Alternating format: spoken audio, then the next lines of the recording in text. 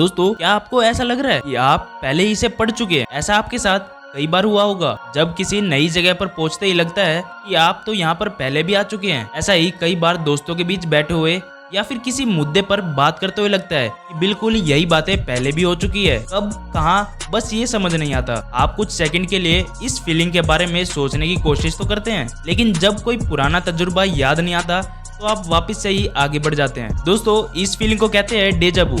ये एक फ्रेंच शब्द है जिसका मतलब होता है पहले भी महसूस किया हुआ। डेजा वू के अंदर दो तरह की फीलिंग्स होती है, डेजा विजेत यानी पहले भी देखी गई जगह, और डेजा वेकू यानी पहले भी जिया हुआ। इन दोनों भावनाओं से ही बनती है डेजा वू की फीलिंग। लेकिन जब आप पहले कभी उस जगह पर गए ही नहीं और ना ही कभी वही घटना पहले हुई है, तो ये डेजा वू की फीलिंग आती कहाँ से है? चलिए इस वीडियो के अंदर जान लेते हैं। नंबर 1, क्या इसका पुनर्जन्म से कुछ लेना देना है? दरअसल पहले ऐसा माना जाता था कि पहले भी हो चुकी घटनाओं की ये भावना कहीं ना कहीं पुनर्जन्म से जुड़ी हुई है। कई भारतीय फिल्मों में इसका प्रयोग बखूबी दिखाया गया है, जब हीरो को एक जगह पर पहुंचकर बार बार याद आता है। लेकिन वैज्ञानिकों ने लगातार ये सिद्ध किया है कि ये झूठ है। इस पूरे घटनाक्रम का वास्ता हमारे दिमाग के सोचने और यादें सोच कर रखने वाले हिस्से से है। नंबर 2, शब्दों के खेल ने उठाया इस रहस्य से पर्दा। दरअसल 2016 में वैज्ञानिक ओ'कॉनर और उनकी टीम ने कुछ लोगों के साथ एक प्रयोग किया। दरअसल उन्होंने इन प्रतिभागियों के सामने कुछ शब्द कहे जिसे उन्हें याद रखने के लिए कहा गया। कुछ देर बाद प्रतिभागी से पहले सुने गए शब्दों के बारे में पूछा गया, लेकिन यही एक पेंच था। एक उदाहरण से इसे समझिए। ओ'कॉनर की टीम ने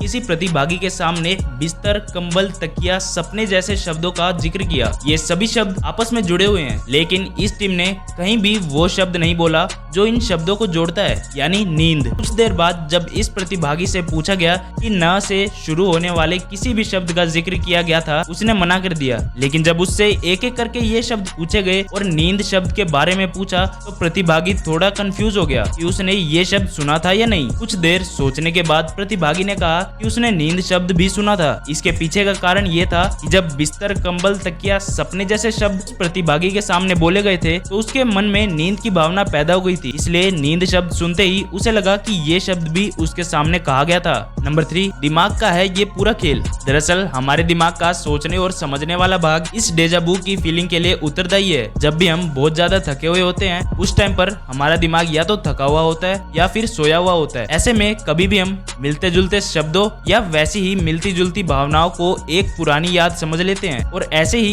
ये डिवाइस डेजा वू की भावना जन्म लेती है। नंबर 4, ये भी एक थ्योरी है। एक लंबे समय से माना जाता था डेजा वू हमारे सोचने और याददाश्त वाले हिस्से के काम पर निर्भर करता है। दरअसल हमारे दिमाग में एक बहुत बड़ा सर्किट बॉक्स लगा है। इसके अंदर ढेर सारे अलग अलग कंपार्टमेंट बने हुए हैं। एक कंपार्टमेंट है जो हमारी यादों को संभाल कर रखता है, और एक हिस्सा हमें डिसीजन लेने में मदद करता है। कोई हिस्सा हमारे इमोशन संभालता है, हमारे दिन भर के कामों का लेखा जोखा रखता है। दरअसल दोस्तों, डेजा वू के केस में याददाश्त वाले और वर्तमान का कामकाज संभालने वाले हिस्सों पर निर्भर करता है। यादें यानी पुरानी चीजें जो दिमाग के उस कंपार्टमेंट में जमा है। जब भी यादों वाला बॉक्स खोलते हैं, सारी यादें दिमाग में ऐसे चलने लगती है जैसे कि सच में वो सब हो रहा है। कई बार तो यादें इस कदर चलती है कि हमारी आंखें खुली होने पर भी हमारे सामने क्या चल रहा है वो हमें कुछ भी दिखाई नहीं देता। दरअसल दिमाग का वो हिस्सा जो वर्तमान में जीता है, वो और यादों वाला हिस्सा एक दूसरे के आगे पीछे चलते हैं। मान लीजिए इन दोनों हिस्सों के बीच एक शटर है। अगर वर्तमान वाला हिस्सा काम कर रहा है तो यादों वाला हिस्सा बंद रहेगा। अगर यादों वाला खुल गया है तो थोड़ी देर के लिए वर्तमान वाले हिस्से पर शटर लग जाएगा। लेकिन कभी कभी तो ऐसा होता है कि दिमाग का वर्तमान वाला हिस्सा खुला हुआ है और यादों वाला हिस्सा भी बंद नहीं हुआ है। इस तरह एक ही समय में दोनों हिस्से खुले रह गए, इसलिए हमारे दिमाग को लगता है